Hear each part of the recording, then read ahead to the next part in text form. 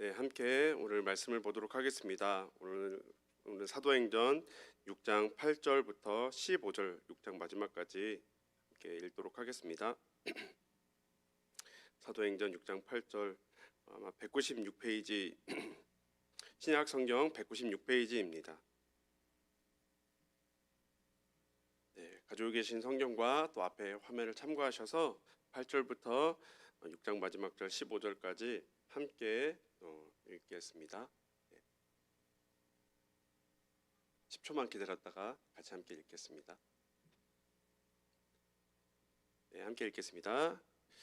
스데반이 은혜와 권능이 충만하여 큰 기사와 표적을 민간에 행하니 이른바 자유민들 즉 구레네인 알렉산드리아인 길리기아와 아시아에서 온 사람들의 회당에서 어떤 자들이 일어나 스데반과 더불어 논쟁할세 스데반이 지혜와 성령으로 말함을 그들이 능히 당하지 못하여 사람들을 매수하여 말하게 하되 이 사람이 모세와 하나님을 모독하는 말을 하는 것을 우리가 들었노라 하게 하고 백성과 장로와 서기관들을 충동시켜 와서 잡아가지고 공회에 이르러 거짓 증인들을 세우니 이르되 이 사람이 이 거룩한 것과 율법을 거슬러 말하기를 마지 아니하는도다.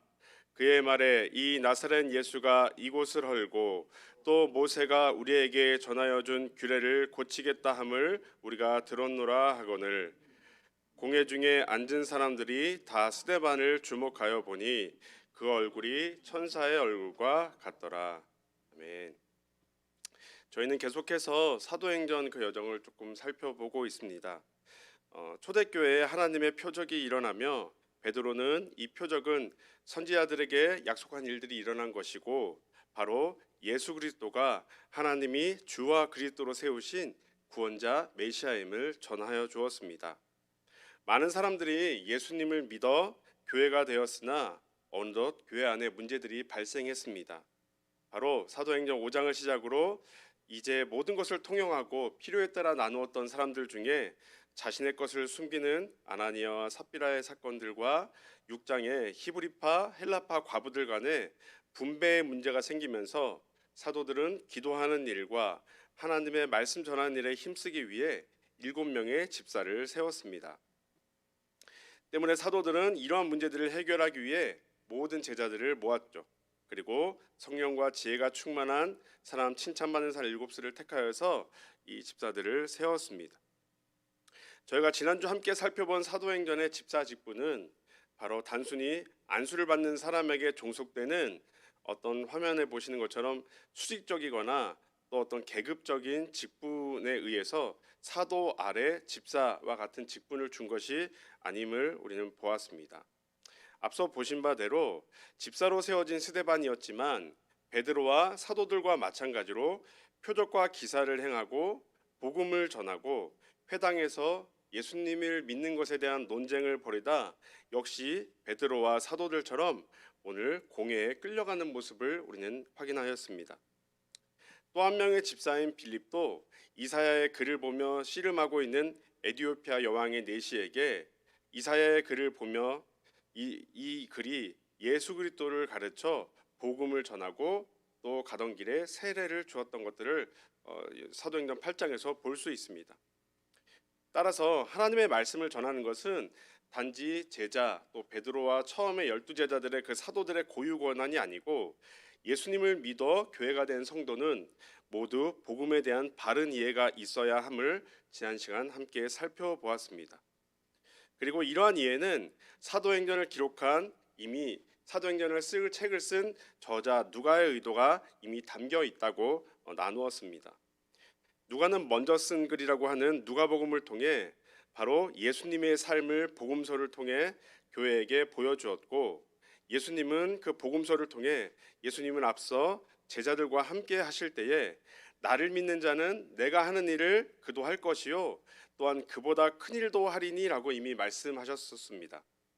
그리고 약속한 성령이 사도들에게 임하자 예수님이 행하신 표적과 기사가 바로 사도들을 통해 나타났고 바로 그 일들을 통해서 성경이 말하는 하나님의 뜻을 담대히 전하고 하나님의 뜻인 예수 그리스도의 복음을 담대하게 전했습니다.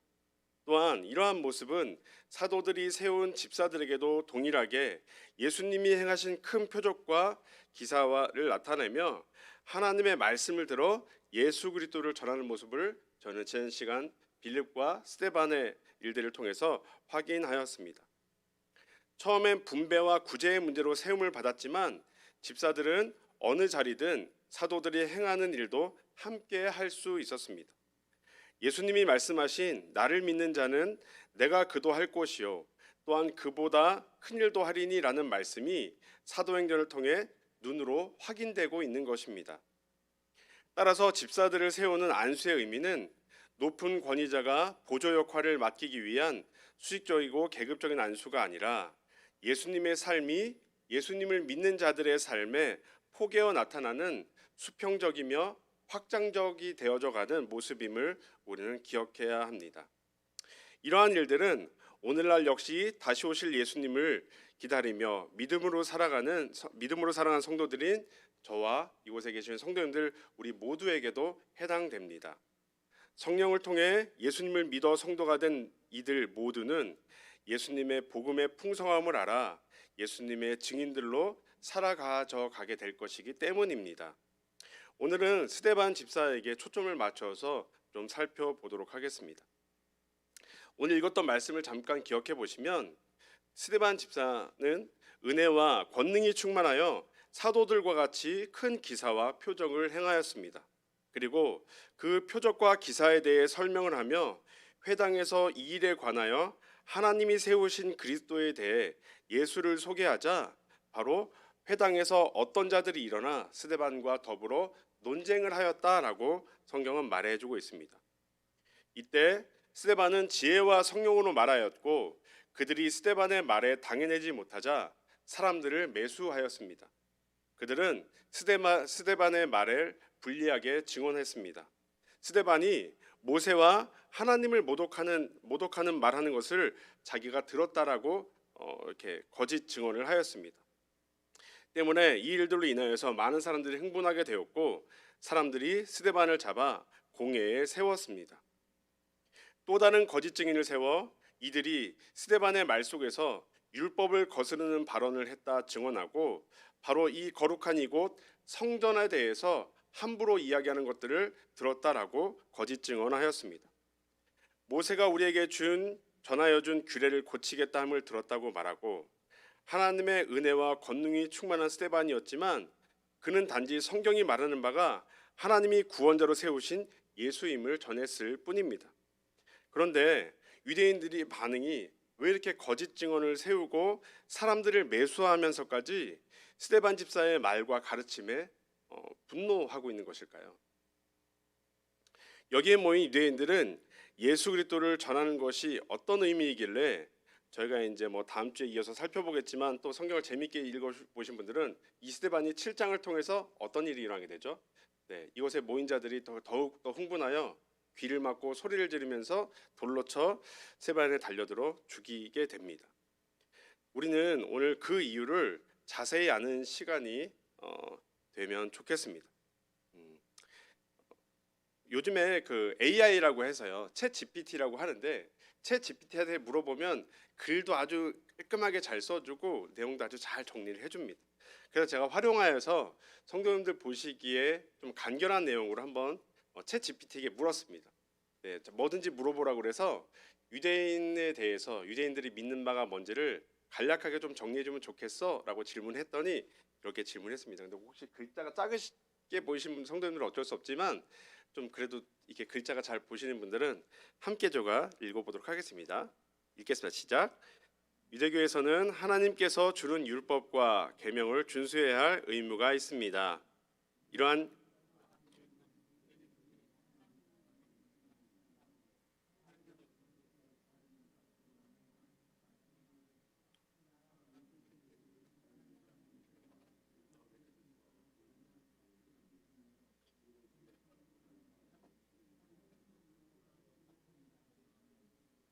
네, 이게 컴퓨터 인공지능이 유대교가 무엇인지를 아주 간략하게 정리해 준 내용입니다. 뭐 보시니까 어떠세요?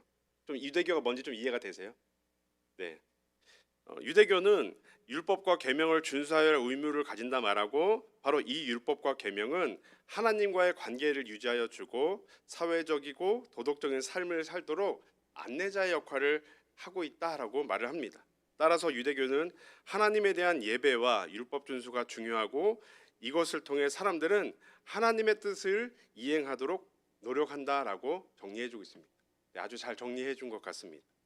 그러면 자, 기독교에 대해서 한 번 더 물었습니다. 기독교에 대해서 한번 좀 글씨가 폰트가 조금 더 글씨가 글밥이 많아서 작아지지만 함께 읽어보겠습니다. 시작. 기독교에서는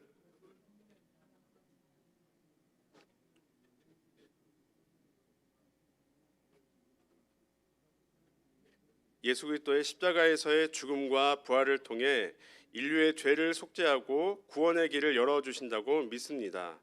이에 따라 기독교는 예수 그리스도를 중심으로 하나님과의 화해와 새로운 삶을 찾는다고 가르칩니다. 따라서 기독교에서는 예수를 믿음으로써 사람들은 하나님 앞에서 의롭다함을 얻을 수 있다고 믿습니다. 네, 챗GPT가 기독교에서는 이렇게, 혹시 저희가 평생 기독교 다른 종교 지금 배교하고 오신 성도님 안 계시잖아요. 네, 그럼 기독교가 컴퓨터가 이렇게 정리했으면 어떠신 것 같으세요? 잘 정리한 것 같으세요? 아닌가요? 네. 바로 기독교는 율법을 통해 사람들 자신이 죄를 깨닫고 예수 그리스도를 통해 죄에서 구원을 받습니다.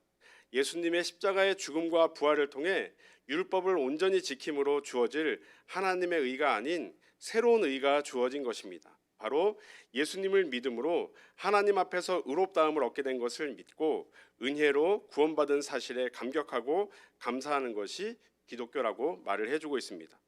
혹시 유대교와 기독교의 차이가 구분이 되실까요? 좀 더 간결하게 설명을 드리면 이러합니다.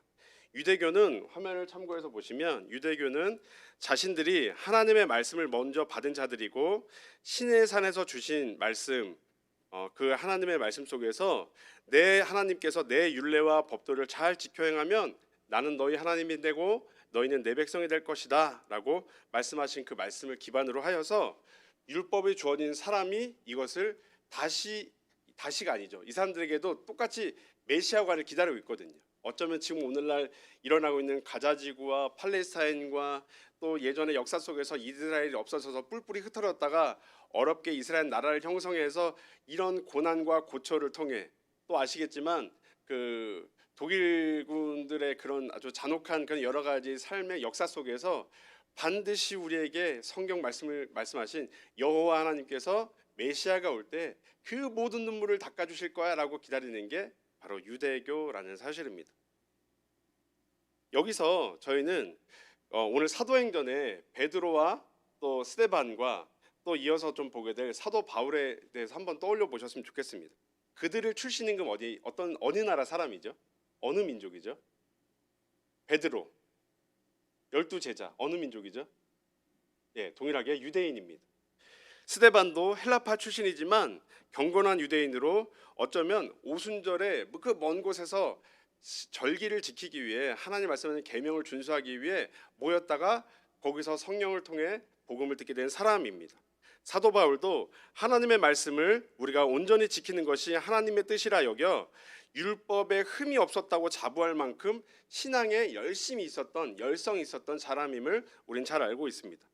다시 말해 사도들 모두가 유대인들이 믿는 바대로 앞서서 성경을 믿고 있었습니다. 하나님 우리에게 먼저 주시고 하나님이 우리 작은 민족 가운데에 하나님을 아는 백성, 하나님이 우리를 구원하실 선민 백성으로 우리에게 말씀을 주셨고, 우리는 그렇기 때문에 하나님이 약속하신 그 메시아를 보내주실 때까지 우리는 율법을 어떻게 해야 된다?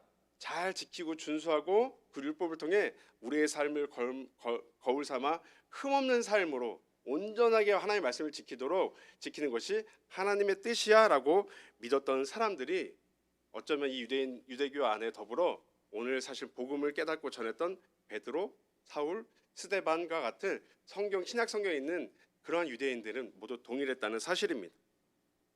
그런데 예수님이 약속하신 성령이 임하고 그들이 알던 성경이 담고 있는 그 내용이 비로소 무엇인지 깨닫게 된 것이 바로 사도행전의 이야기입니다. 그리고서는 하나님의 말씀이 주어진 사람에게서는 지켜낼 수 없고 하나님 앞에 실패했음을 성경의 역사와 이스라엘 역사를 통해 깨닫고 예수님의 십자가의 속량, 죄사함과 죽은 자들 가운데 부활하심으로 인하여 하나님의 법과 뜻이 성취되었고 율법 외에 또 다른 의가 되신 예수 그리스도를 믿음으로 하나님 앞에 의롭다함 받는 것이 하나님의 성경에 담아주신 하나님의 뜻이심을 깨닫고 자신의 동족들인 유대인들에게 먼저 전해 주었던 것입니다. 오늘 스데반이 큰 기사와 표적을 행하며 논쟁을 벌인 내용은 바로 이 내용입니다. 네. 왜 스데반의 이 말을 듣고 모두 그럼 할렐루야 아멘이라고 했을까요? 하지 못했겠죠. 왜요? 앞에 제가 좀 간략하게 구문을 드렸던 것처럼 특별히 나는 하나님의 율례와 법도를 지키는 것이 하나님의 뜻이라고 나는 믿고 있는 많은 사람들, 또는 나는 하나님의 뜻대로 살고 있다고 여기는 사람들은 절대 스데반이 전하는 이 예수를 전하는데 동의가 될까요, 안 될까요? 될 수 없겠죠. 왜냐하면 나는 지금 뭐 하고 있으니까 하나님의 말씀을 잘 지키고 있다고 애를 쓰고 있다고 여기고 있는 자에게 스데반이 너희들이 바로 베드로가 전했던 그 내용들 안에서처럼 너희가 하나님이 세우시고 보내신 자, 너희들 하나님께 열성이 있지만 너희들이 도리어 하나님이 세우시고 보내신 그 예수를 나무에 달아 죽였잖아 라고 말을 하는 그 지점 안에서 그런데 그 예수님을 믿음으로 우리가 하나님의 뜻을 이루게 되는 거야 라고 설명했을 때 자기에게 있어서 가능성이 있다고 여기는 사람들은 그 말씀을 절대 동의할 수 없었을 것입니다. 여기에는 스데반이 죽을 때 율법에 흠이 없다 자부하는 바울이 사울의 이름으로 이따가 나중에 다음 주에 보겠지만 등장하게 되죠. 자, 유대인들이 왜 화가 났을까요?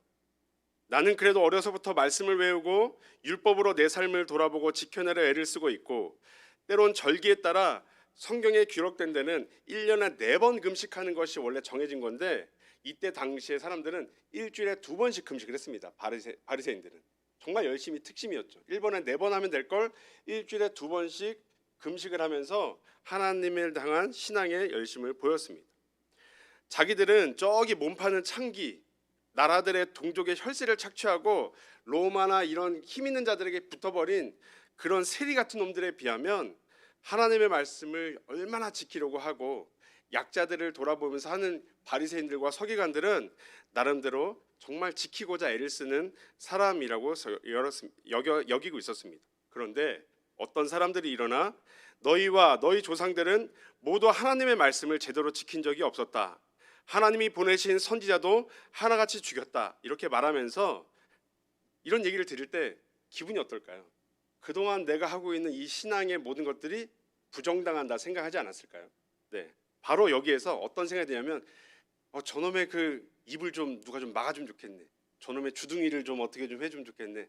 막 이런 분냄이 좀 있지 않을까 합니다. 너무 화가 나겠죠. 나는 하고 있다고 여기고 있는데 그걸로는 애초에 불가능하니 너에게 유일한 구원의 방법은 누구에게 나와야 된다? 예수 그리스도를 믿어야 돼라고 말했을 때 그게 하나님의 말씀 속에 이미 약속하신 하나님의 뜻이라고 말을 하니까 도무지 받아들여지지도 않고 용납되지 않았던 것입니다. 내가 그동안 쌓아온 신앙생활이 얼만데. 따라서 유대교와 기독교는 사실은 좀만 살펴보시면 명확하게 구분할 수 있습니다. 그리고 유대교에서 기독교가 나오게 된 이유를 알아서 우리는 정말 복된 소식이 무엇인지를 바르게 이해할 수 있습니다. 그런데 주변의 성도님들을 보시면 은근히 헷갈리시는 분들이 좀 적지 않게 종종 보게 되는 것 같습니다. 다음 글을 다시 한번 읽어보도록 하겠습니다. 네, 함께 읽겠습니다. 시작.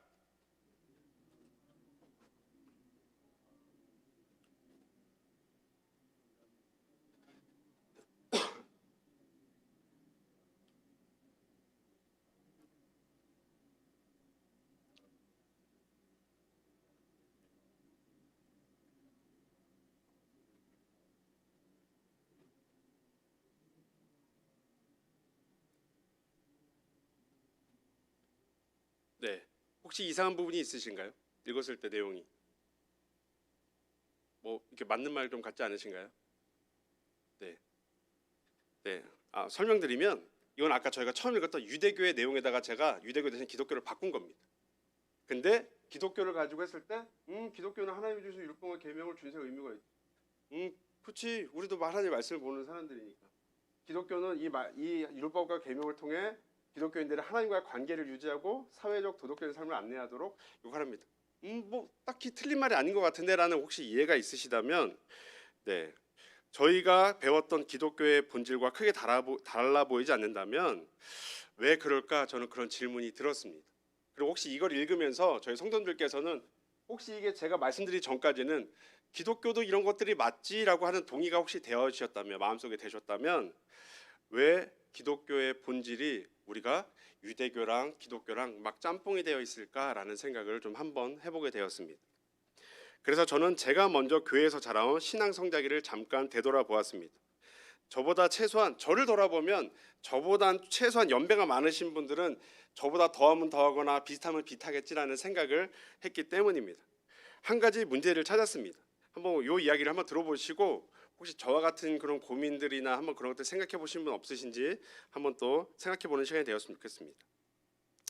보통 저희 권사님들이나 집사님들 또 이야기를 들을 때 처음 신앙생활을 접할 때 이야기를 들어보면 비슷한 부분들이 있습니다. 뭐 모두 같을 수는 없지만 뭐 태신자 전도주일 같은 전도주일날 내가 예수를 믿기 전에 막 초청을 받아가지고 교회 어떤 잔치에 나가서 복음을 접하게 되든지, 그 당시에 예수님을 믿는 어떤 친구, 어떤 길 가다가 어떤 분을 만나던가 해서 이러한 여기 그림에 나와 있는 복음 전도지를 통해서 우리는 예수님의 소식을 듣고 복음이라는 것들을 이해하고 때론 교회로 인도함 받아 신앙생활을 시작하신 분들이 적지 않습니다. 그렇죠?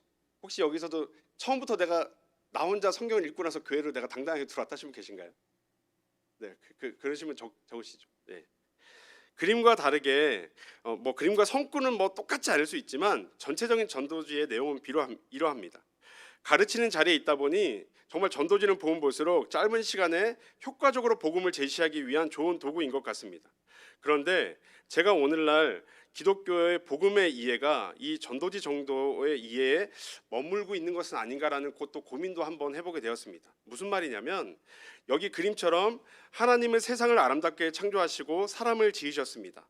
행복한 인생이었지만 머지않아 선악과 사건을 비롯하여 성경은 우리가 하나님께 죄를 지나였고 바로 그 죄로 인해 하나님과의 관계가 단절되었고 그 죄의 문제를 우리는 해결할 수 없는 상태가 되었다라고 전도지에는 보통 말하고 있죠. 바로 그리고 이때 하나님은 아들이신 예수 그리스도를 우리 가운데 보내어 주심으로 우리의 모든 죄를 사하시고 우리 하나님과 우리 사이에 끊어졌던 다리가 되어 주셔서 하나님의 자녀가 되었음을 듣습니다. 그리고 이 복음을 영접하면 우리는 이제 나의 삶의 주인이 더 이상 내가 아닌 바로 예수 그리스도임을 믿고 교회로 등록하게 되거나 신앙생활을 시작하게 됩니다. 이 전도지의 내용을 구분하면 바로 죄로 인하여 하나님과 단절된 부분까지를 저희는 무엇으로 구분할 수 있을까요? 네, 바로 구약이라고 구분할 수 있겠죠. 성경의 그 큰 챕터 안에서. 여기서 기억하셔야 할 것은 유대교와 기독교가 구약을 대하는 이해가 필요합니다. 아까 말씀드린 것처럼 유대교는 하나님이 맡기신 율법을 잘 지켜 행하는 것이 하나님의 뜻이라 믿습니다. 반면 기독교는 그 맡기신 율법을 잘 지켜내지 못해서 실패임이 선언되고 새로운 언약을 통해 이제 예수님이 하나님이신 그분이 육신을 입고 이 땅에 오심으로 율법을 완성하셨고, 그래서 여기서부터 구분하자면 예수님이 오심 때부터 성경의 구분은 신약이 되겠죠. 이러한 이해가 맞다면 우리는 교회에 들어오면 가장 처음부터 이 성경의 큰 맥락을 배웠을 때 우리는 무엇을 배워야 할까요? 바로 창세기 아담을 시작으로 하여 말라기를 통해 성경이 말하고자 하는 뭘 배우는 거죠? 네. 율법을 통해 율법이 주어진 사람에게서 구약을 통해 사람에게 주어진 하나님의 말씀을 통해 모든 사람들은 죄를 졌고 실패했다라고 배워야 일관성이 있지 않을까요? 그리고 왜 예수님이 오셔야만 했는지를 구약을 통해 배운다면 바로 이 전도지의 내용, 함축적으로 담은 전도지의 그 쪽복음의 내용과 성경 전체 내용이 일관성이 있겠습니다. 그런데 저의 어릴 적 교회의 가르침을 사실 제가 돌이켜 보았습니다. 어려서부터 아담처럼 선악과를 먹고 죄를 짓지 않는 교훈을 좀 이렇게 배웠던 것 같습니다. 아브라함처럼 믿음의 사람이 되자 배웠고, 모세 같은 온유한 사람이 되자고 배웠으며 이스라엘 백성들의 실수를 우리는 교훈하는 삶이 되어 우리는 그런 삶을 살지 말자로 보통은 많이 그렇게 배웠습니다. 혹시 여기 계신 성도님들의 자라오면서 어떤 설교의 내용들은 어떠셨는지 궁금합니다. 성경을 간략하게 정의한 것은 분명 율법을 통해 하나님과 사람의 관계가 단절되었고 우리에게는 방법이 없기 때문에 그래서 바로 신약을 통해 예수님이 오실 수밖에 없었고 그 예수님이 오심으로 우리는 은혜로 하나님의 사랑 가운데 하나님의 자녀가 되었다 우리는 배웠는데 막상 그 성경을 넓게 펼쳐보고 자세하게 펼쳐보니까 생각보다 구약 속에 존재하는 신앙의 승리자가 너무 많았습니다. 그래서 저는 성경을 읽으면서도 저는 사실 다윗은 저와는 거리가 되게 먼 사람 같았습니다. 전 자존감이 어렸을 때 낮았거든요. 항상 다윗과 비교되는 인물이 누구죠? 사울이잖아요. 그래서 저는 성경을 보면 볼수록 사울이 저 같은 거예요. 그래서 항상 두려웠습니다.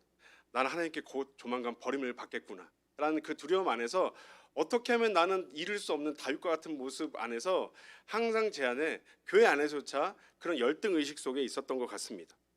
도리어 다윗은 저에게는 해당되지 않지만 제가 봤을 때 교회 그 중고등부 청년부 안에 있었던 어떤 믿음 좋은 신실한 어떤 형, 찬양인도 잘하는 어떤 선생님, 그리고 교회 신학을 전공하고 있는 교회 선생님, 이런 분들이 혹시 다윗과 같은 믿음의 사람이지 않을까 항상 돌이켜봤던 것 같습니다.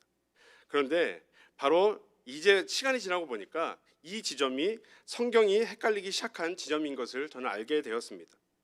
분명 예수 그리스도의 십자가, 부활, 은혜, 하나님의 사랑을 배우면서도 보통 구약의 많은 성경 본문과 여러 인물들을 들어 그들이 살면서 일어난 업적을 보며 그들의 신앙을 본받거나 하나님의 사람으로 살기를 결단하는 것에 초점을 맞추어 교훈과 결단의 시간을 항상 가졌었습니다. 쉽게 말해 기독교의 믿는 바와 함께 유대교에서 말하는 어떤 행함 역시 신앙의 성숙이라는 이름 안에 속에 갇혀 유대교도 아니고 기독교도 아닌 신앙의 모양을 가지게 된 것은 아닌가 먼저 제 삶을 돌아보게 되었습니다. 혹시 저처럼 그런 고민을 해보신 분 안 계신가요? 아니면 지금도 오늘도 성경에 있는 믿음의 사람들을 본받는 삶을 살기 위해서 때론 나의 허벅지와 나의 어떤 마음을 날마다 쳐가시면서 그런 믿음의 경지에 이르는 사람을 향해 그것이 목적 삼아 우리가 신앙생활을 하고 계신 분은 혹시 안 계신가요? 잘 생각해 보시면 아까 말씀드렸던 것처럼 베드로와 사도들은 모두 정통 유대인들입니다. 헬라파 유대인인 스데반도 경건한 유대인입니다. 사도 바울도 유대인입니다. 성령이 임하기 전에 이들 모두 하나님의 뜻은 사람에게 달려있다고 믿었었던 사람들입니다. 그런데 성령이 임하고 구약은 사람의 실패가 선언되었고 오직 죽은 자를 다시 살리신 그 하나님이 세우신 예수님을 믿어 의롭다 하시는 하나님의 뜻을 깨닫게 되어 교회가 된 것입니다. 때문에 저희가 다음 주에 살펴보겠습니다만 스데반이 아브라함 때부터 성경 이야기를 들어 이렇게 전하고 있는데 마지막에 왜 죽임을 당하게 되는지에 대한 마지막 부분들을 함께 읽고 좀 마치도록 하려고 합니다. 함께 읽겠습니다. 51절부터 함께 읽도록 하겠습니다. 목이 곧고 마음과 귀에 할례를 받지 못한 사람들아, 너희도 너희 조상과 같이 항상 성령을 거스르는도다. 너희 조상들이 선지자들 중에 누구를 박해하지 아니하였느냐? 의인이 오시리라 예고한 자들을 그들이 죽였고 이제 너희는 그 의인을 잡아준 자요 살인한 자가 되나니 너희는 천사가 전한 율법을 받고도 지키지 아니하였다 하니라. 그들이 이 말을 듣고 마음에 찔려 그를 향하여 이를 갈고는 바로 넘어가겠습니다. 57절입니다. 그들이 큰 소리를 지르며 귀를 막고 일제히 그에게 달려들어 성 밖으로 내치고 돌로 칠세 증인들이 옷을 벗어 사울이라 하는 청년의 발 앞에 두니라. 네. 우리가 믿는 기독교는 단순합니다. 바로 하나님의 말씀이 사람에게 주어졌으나 하나님의 뜻을 이루지 못하고 도리어 하나님 앞에 말씀을 통해 죄를 범했음을 깨닫는 것입니다. 그렇게 우리에게는 더 이상 방법이 없어 깊은 절망에 빠져 있을 때 바로 우리를 구원하신 예수 그리스도의 십자가를 바라보게 합니다. 은혜를 아는 성도는 예수님의 사랑을 알아 이웃 사랑을 자꾸 시도해 볼 수밖에 없습니다. 그런데 정말 해보신 분들은 정말 아실 것입니다. 그렇게 할 때 내 의도대로 내가 원하는 대로 내가 한번 나 또한 하나님 뜻대로 잘 살아봐야지라고 했을 때 그렇게 마음 먹은 것처럼 잘 될 때가 많았는지 잘 되지 않을 때가 많았는지 우리는 그거를 통해 다시금 또 배우게 됩니다. 때로는 정말 내가 선한 마음과 예수님의 사랑을 전하고자 하는 마음에 그냥 좋은 말로 한마디 했는데 전혀 예상치 못하는 상황 속에서 상대방이 나의 의도와 상관없이 상처를 받아서 교회를 안 나오게 하는 일대가 때로는 부지기수일 때도 있습니다. 그리고 그런 모습 속에서 의기소침해진 우리가 다시금 목사님을 통해 주신 말씀 또 성경 말씀을 내가 읽어가면서 그런데 그런 자들에게 우리를 찾아오신 예수님이 우리 안에서 하나님의 뜻, 사랑을 이루어가고 계심을 깨달을 때 우리는 우리 안에 사랑을 하게 하신 분은 역시 은혜 받은 내가 아니라 끝까지 내 안에 착한 일을 시작하신 그 하나님의 성령이 나를 붙들고 가 계심을 우리는 깨달을 때 우리는 더욱 겸손해질 수밖에 없다는 사실입니다. 자랑할 만한 신앙이 날이 가면 날이 갈수록 직분이 점점 계급처럼 여겨져서 올라가면 올라갈수록 나에게 나는 없음을 고백하게 되게 됩니다. 그래서 그 은혜를 알면 알수록 사실은 누군가를 더 가르치는 것보다 점점 말이 없어지는 것 같습니다. 그 은혜를 배우며 예수님의 사랑을 배워 우리의 불가능함을 날마다 고백하며 예수님의 은혜만을 찬송하는 성도의 삶으로 지어져 가시길 저와 우리 성도님들 모든 삶이 되기를 기도합니다.